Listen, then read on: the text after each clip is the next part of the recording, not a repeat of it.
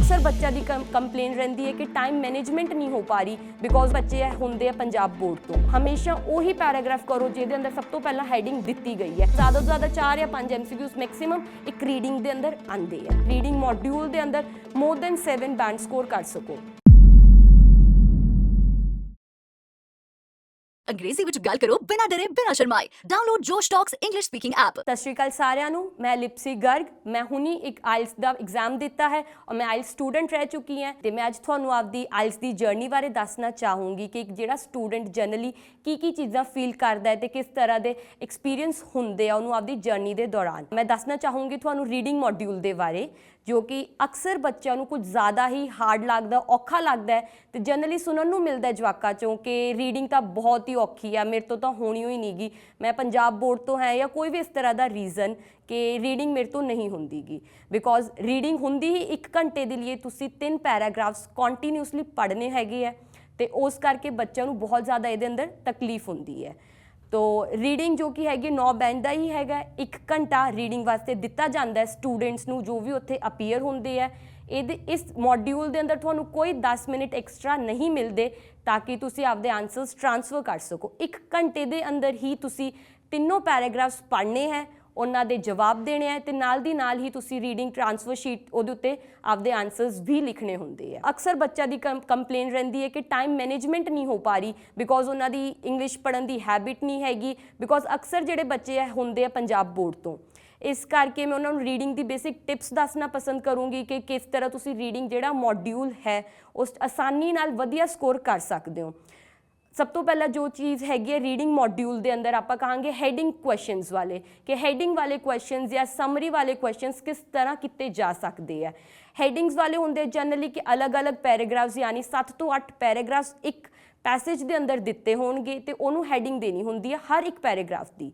कि सब तो पहला मैं उन्होंने दसना चाहूँगी कि पैराग्राफ ना पढ़िया करन, सब तो पहला सिर्फ लिस्ट ऑफ हैडिंग्स यानी जिन्नी भी हैडिंग्स उत्थे तुहानू दित्ती जांदी हैं पहला उन्होंने चंगी तरह बैठ के पढ़ो। कम से कम शायद 8 या 9 हैडिंग्स दित्तियां जांदियां तो पहला हर एक हैडिंग नू आराम नाल पढ़ो। एटलीस्ट कम से कम 2 मिनट उन्होंने दो कि हैडिंग्स पढ़ो कि की कहानी बन रही है हैडिंग्स की, आसानी नाल पढ़ो, उन्होंने समझो कि की कहानी दित्ती जाऊगी पैराग्राफ के अंदर तो आराम नाल पहला उन्होंने कहानी पढ़ी या कंटेन इन्फॉर्मेशन वाले होंगे जेडे हैडिंग्स अपनी आंदियां आराम नाल पढ़िया पहला उन्होंने, फिर आराम नाल एक पैराग्राफ पढ़ना है। सिर्फ एक पैराग्राफ एक बार पढ़ी दा होंदा है, पूरा पैराग्राफ एक बार पैसेज एक बार नहीं पढ़ना होंदा क्योंकि आपनू याद ही नहीं रहूगा कि किहड़ी इन्फॉर्मेशन कित्थे दित्ती गई सी ते उहनू किवें करना है। सो इस करके मोस्टली ये कहा जाता है टीचर्स के द्वारा भी कि जो साडे सर है सानू उन्होंने दस्सिया सी कि सिर्फ एक पैराग्राफ ही एक बार तो पढ़ी दा होंदा बट उहनू पढ़ना किवें है चंगी तरह, कोई भी एक वर्ड मिस नहीं करना, तुसी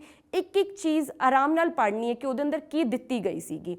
जदों तुसी उहनू आराम नाल पढ़िया तुहानू अपने आप पता चल जूगा उस पैराग्राफ के अंदर की चीज़ के बारे गल की गई सी। जो तुसी पहला हैडिंग्स पढ़िया होणगियां ऑलरेडी तुहानू पता चल जूगा कि किहड़ी हैडिंग इस पैराग्राफ के रिलेटेड सही है।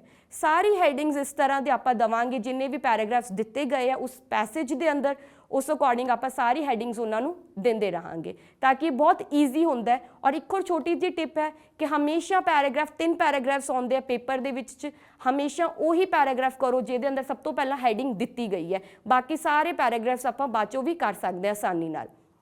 बाकी जो कि एक और क्वेश्चन फॉर्मेशन और किस तरह के क्वेश्चन ये अंदर आते हैं, दूसरे क्वेश्चन है फिलअप्स और समरी वाले ईजिली होंगे। फिलअप्स के खालिस्तान होंगे तुसी उन्हां च आपदा वर्ड्स आपदे अखर पढ़ने होंगे जो तुहानू लगता है ये आसान बहुत ही ज़्यादा आसान होंगे है। इनू ईजिली एक इंसान कर सकता with the help of subject verb agreement. Subject यानी काम कौन कर रहा है उस वाक्य के अंदर उस सेंटेंस के अंदर काम की हो रहा है तो जनरली वो एडजैक्टिव पूछूगा यानी विशेषता पूछूगा किस तरह का काम हो रहा है, या एडवर्ब पूछी जाऊगी कि क्रिया किस तरह की हो रही है। आराम नाल तुसी उन्होंने पढ़ के दस सकते हो, समझ सकते हैं। सब लोग 12th पासड आउट होंगे मोस्टली आइल्स के अंदर जो अपीयर करते हैं आसान नाल दस सकते कि इस अंदर सबजैक्ट की है यानी करता कौन है तो वर्ब यानी क्रिया की चीज़ हो रही है। With the help of subject agreement easily you can say कि कर सकते आप कि किवें हो सकता है। उन्होंने पढ़न की जगह पैराग्राफ नहीं पढ़ना, हजे भी सिर्फ आप समरी पढ़नी, कहानी देखनी है कि की कहानी की जाऊगी इस दे अंदर। ਤੇ ਥਰਡ ਵਾਲਾ ਆਪਣਾ ਹੁੰਦਾ question formation, that is MCQs, ਯਾਨੀ ਇੱਕ ਕੁਐਸਚਨ ਪੁੱਛਿਆ ਜਾਊਗਾ, ਉਹਦੇ ਅੰਦਰ 4 ਆਪਸ਼ਨਸ ਦਿੱਤੀਆਂ ਜਾਂਦੀਆਂ ਹਰ ਇੱਕ ਸਟੂਡੈਂਟ ਨੂੰ ਕਿ ਉਹਦੇ ਅੰਦਰ ਜਿਹੜਾ ਸਹੀ ਆਨਸਰ ਹੈਗਾ ਉਹ ਸਿਲੈਕਟ ਕਰਨਾ ਹੁੰਦਾ ਆਪਾਂ ਰੀਡਿੰਗ ਦੇ ਅੰਦਰ। ਤੇ ਬੱਚੇ ਜ਼ਿਆਦਾਤਰ ਕੀ ਕਰਦੇ, ਸਿਰਫ ਸਹੀ ਆਨਸਰ ਲੱਭਣ ਦੇ ਪਿੱਛੇ ਚੱਲ ਜਾਂਦੇ, ਇੱਕ ਇੱਕ ਪੈਰਾਗ੍ਰਾਫ ਪੜ੍ਹੋ, ਆਨਸਰਸ ਦਿਓ। ਬਟ ਇਹਦੀ ਜਗ੍ਹਾ ਕੀ ਕਰਨਾ ਚਾਹੀਦਾ, ਰੀਡਿੰਗ ਦੇ ਅੰਦਰ MCQs ਦੇ ਅੰਦਰ ਐਲੀਮੀਨੇਸ਼ਨ ਕਰੋ, ਯਾਨੀ ਜੋ ਚੀਜ਼ ਗਲਤ ਇਨਫੋਰਮੇਸ਼ਨ ਹੈਗੀ ਹੈ ਉਹਦੇ ਅੱਗੇ ਕ੍ਰੋਸ ਲਗਾਓ ਕਿ ਇਹ ਇਨਫੋਰਮੇਸ਼ਨ ਦਿੱਤੀ ਹੀ ਨਹੀਂ ਜਾਂ ਇਨਫੋਰਮੇਸ਼ਨ ਕੀ ਹੈ, ਗਲਤ ਹੈਗੀ ਹੈ। ਐਂ ਕਰਦੇ ਕਰਦੇ 4 ਤਾਂ ਆਪਸ਼ਨਸ ਹੈ, ਤੁਸੀਂ ਇੱਕ ਨਾ ਇੱਕ ਤਾਂ ਆਪਸ਼ਨ ਸਹੀ ਹੋਊਗਾ ਹੀ, ਉਹਦੇ ਅੱਗੇ ਟਿਕ ਲਗਾਓ। ਜ਼ਿਆਦਾ ਤੋਂ ਜ਼ਿਆਦਾ 5 MCQs, 5 ਵੀ ਬਹੁਤ ਜ਼ਿਆਦਾ, ਜ਼ਿਆਦਾ ਤੋਂ ਜ਼ਿਆਦਾ 4 ਜਾਂ 5 MCQs ਮੈਕਸਿਮਮ ਇੱਕ ਰੀਡਿੰਗ ਦੇ ਅੰਦਰ ਆਉਂਦੇ ਆ। ਫਿਰ ਆਪਣੀ ਆਉਂਦੀ ਹੈ ਯੈਸ ਨੋ ਨਾਟ ਗਿਵਨ, ਟਰੂ ਫਾਲਸ ਨਾਟ ਗਿਵਨ। ਜਨਰਲੀ ਬੱਚੇ ਕਹਿਣਗੇ ਕਿ ਇਹ ਚੀਜ਼ ਤਾਂ ਸੇਮ ਹੀ ਹੈਗੀ ਹੈ, ਫਰਕ ਕੀ ਹੈ, ਕੱਲਾ ਟਰੂ ਫਾਲਸ ਤੇ ਯੈਸ ਨੋ ਇਹ ਵਰਡਸ ਦਾ ਹੀ ਫਰਕ ਹੈ। ਬਹੁਤ ਜ਼ਿਆਦਾ ਫਰਕ ਹੈਗਾ, ਮੇਰੀ ਗੱਲ ਮੰਨੀ ਜਾਏ ਤਾਂ। ਰੀਡਿੰਗ ਦੇ ਅੰਦਰ ਬੱਚਿਆਂ ਦੇ ਨੰਬਰ ਵੀ ਇਹ 'ਚ ਹੀ ਕੱਟੇ ਜਾਂਦੇ ਕਿ ਸਾਡੇ ਬੈਂਡ ਨਹੀਂ ਆਉਂਦੇ, ਸਾਨੂੰ ਟਰੂ ਫਾਲਸ ਨਹੀਂ ਆਉਂਦੇ ਤੇ ਯੈਸ ਨੋ ਨਹੀਂ ਆਉਂਦੇ। ਪਹਿਲਾਂ ਮੈਂ ਦੱਸਣਾ ਚਾਹੂੰਗੀ ਕਿ ਫਰਕ ਕੀ ਹੁੰਦਾ ਟਰੂ ਫਾਲਸ ਨਾਟ ਗਿਵਨ ਔਰ ਯੈਸ ਨੋ ਨਾਟ ਗਿਵਨ ਦੇ ਵਿੱਚ। ਟਰੂ ਫਾਲਸ ਨਾਟ ਗਿਵਨ ਹੁੰਦਾ ਅਕੋਰਡਿੰਗ ਟੂ ਪੈਸੇਜ, ਕਿ ਪੈਸੇਜ ਦੇ ਅੰਦਰ ਕੀ ਲਿਖਿਆ ਗਿਆ, ਕੀ ਜਾਣਕਾਰੀ ਤੁਹਾਨੂੰ ਦਿੱਤੀ ਗਈ ਹੈ। ਬਟ ਯੈਸ ਨੋ ਔਰ ਨਾਟ ਗਿਵਨ ਹੁੰਦਾ ਆਪਣੇ ਆਥਰ ਦੇ ਅਕੋਰਡਿੰਗ, ਆਪਣੇ ਰਾਈਟਰ ਦੇ ਅਕੋਰਡਿੰਗ, ਕਿ ਆਥਰ ਕੀ ਚਾਹੁੰਦਾ ਉਹਦੇ ਅਕੋਰਡਿੰਗ ਕੀ ਚੀਜ਼ ਹੈਗੀ ਹੈ। ਸਪੋਜ਼ ਕੋਈ ਵੀ ਕੁਐਸਚਨ ਆ ਰਿਹਾ, ਪੈਰਾਗ੍ਰਾਫ 'ਚ ਆ ਰਹੀ ਹੈ ਆਪਣੀ ਚੀਜ਼ ਕਿ ਪੰਜਾਬ ਦੇ ਅੰਦਰ ਸਭ ਤੋਂ ਜ਼ਿਆਦਾ ਵੀਟ ਉਗਦੀ ਹੈ, ਬਟ ਅਗਰ ਆਥਰ ਕਹਿ ਰਿਹਾ ਉਹਨੂੰ ਇਹ ਚੀਜ਼ ਨਹੀਂ ਲੱਗਦੀਗੀ ਤੇ ਆਨਸਰ ਪਿੱਛੇ ਆ ਰਿਹਾ, ਕੁਐਸਚਨ ਪੁੱਛਿਆ ਜਾ ਰਿਹਾ ਆਪ ਨੂੰ ਕਿ ਅਕੋਰਡਿੰਗ ਟੂ ਆਥਰ ਕਿ ਵੀਟ ਸਭ ਤੋਂ ਜ਼ਿਆਦਾ ਨਹੀਂ ਉਗਦੀ। ਸਿੰਪਲ ਕੁਐਸਚਨ ਇਹ ਪੁੱਛਿਆ ਜਾਊਗਾ ਕਿ ਪੰਜਾਬ 'ਚ ਵੀਟ ਉਗਦੀ ਹੈ ਜਾਂ ਨਹੀਂ, ਬਟ ਅਕੋਰਡਿੰਗ ਟੂ ਆਥਰ ਆਪਣਾ ਇਹਦਾ ਜਵਾਬ ਕੀ ਹੋਊਗਾ, ਨੋ, ਕਿਉਂਕਿ ਆਥਰ ਨੂੰ ਨਹੀਂ ਲੱਗਦਾਗਾ ਕਿ ਪੰਜਾਬ ਦੇ ਅੰਦਰ ਸਭ ਤੋਂ ਜ਼ਿਆਦਾ ਵੀਟ ਉਗਦੀ ਹੈ। तो बेसिक डिफरेंस है ट्रू फॉल्स और नॉट गिवन और यस नो नॉट गिवन का अकॉर्डिंग टू ऑथर देखना और ट्रू फॉल्स के अंदर अकॉर्डिंग टू पैराग्राफ देखना है कि वो की कहना चाहता है। वापस मैं ही दसना चाहूँगी रीडिंग के अंदर प्लीज़ सब तो पहला तुसी पैराग्राफ्स एक एक पैराग्राफ पढ़ो, हैडिंग और समरी वास्ते पैराग्राफ भी ना पढ़ो, सिर्फ हैडिंग्स और समरी पढ़ने की कोशिश करो ताकि पता कर सको कि जानकारी दी गई है उसके अंदर। और बाकी रीडिंग हमेशा एक एक पैराग्राफ पढ़ो या 4 या 5 लाइना पढ़ो ताकि थानू याद रहे कि जानकारी दी गई सी उस पैराग्राफ के अंदर, ताकि थानू बार बार ना पढ़ना पवे और नाले थोड़ी टाइम मैनेजमेंट हो सके। और एक पैसेज नू ज़्यादा तो ज़्यादा सिर्फ आई वुड देना चाहूँगी कि 20 मिनट ही दो, इस तो ज़्यादा ना दो, क्योंकि 1 घंटे के अंदर 3 पैसेज कंप्लीट करने और नाल ही तुसी आंसर्स आपदे उहदे उत्ते लिखने भी होंदे है ताकि थोड़े टाइम मैनेज भी आराम नाल हो सके ते आराम नाल तुसी आपदे रीडिंग मॉड्यूल के अंदर मोर दैन 7 बैंड स्कोर कर सको। और रीडिंग जो कि है बहुत ही ईजी है भी हो जाऊगा आराम नाल विद प्रैक्टिस। मैं भी दसना चाहूँगी कि मेरी प्रैक्टिस ही मैं एक्स्ट्रा क्लासेस भी अटेंड कीतियां सर दियां कि किवें रीडिंग की जाती है।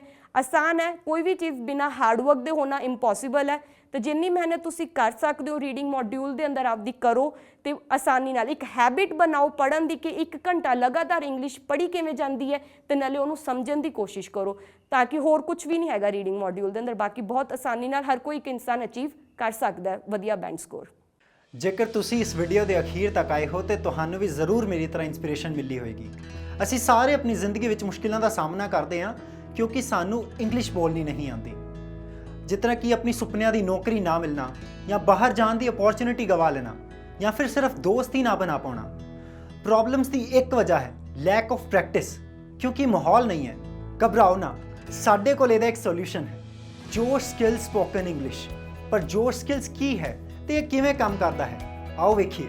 ਇਹਦੇ अंदर सानू मिलते हैं 4 सैक्शनस, ग्रैमर, वोकैबुलरी, स्पीकिंग ਅਤੇ रीडिंग क्लासेस। फिर आउंदा है साडा फेवरेट पार्ट इस कोर्स का प्रैक्टिस विद पार्टनर। ਅਸੀਂ ਸਾਰੇ ਇੱਕ ਅਜਿਹੀ ਥਾਂ ਲੱਭਦੇ ਹਾਂ ਜਿੱਥੇ ਅਸੀਂ ਸਿੱਖ ਸਕੀਏ ਅਤੇ ਕੋਈ ਸਾਨੂੰ ਜੱਜ ਨਾ ਕਰੇ।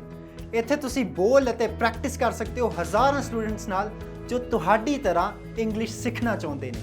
ਆਪਣਾ ਫ੍ਰੀ ਟ੍ਰਾਇਲ ਲਵੋ ਤੇ ਅੱਜ ਤੋਂ ਹੀ ਸਿੱਖਣ ਦਾ ਸਫ਼ਰ ਸ਼ੁਰੂ ਕਰੋ। ਇਸ ਵੀਡੀਓ ਬਾਰੇ ਆਪਣੀ ਰਾਏ ਕਮੈਂਟ ਸੈਕਸ਼ਨ ਵਿੱਚ ਸਾਨੂੰ ਦੱਸੋ ਅਤੇ ਆਪਣੇ ਮਿੱਤਰਾਂ ਨਾਲ ਇਹ ਵੀਡੀਓ ਸ਼ੇਅਰ ਕਰਨਾ ਨਾ ਭੁੱਲਿਓ।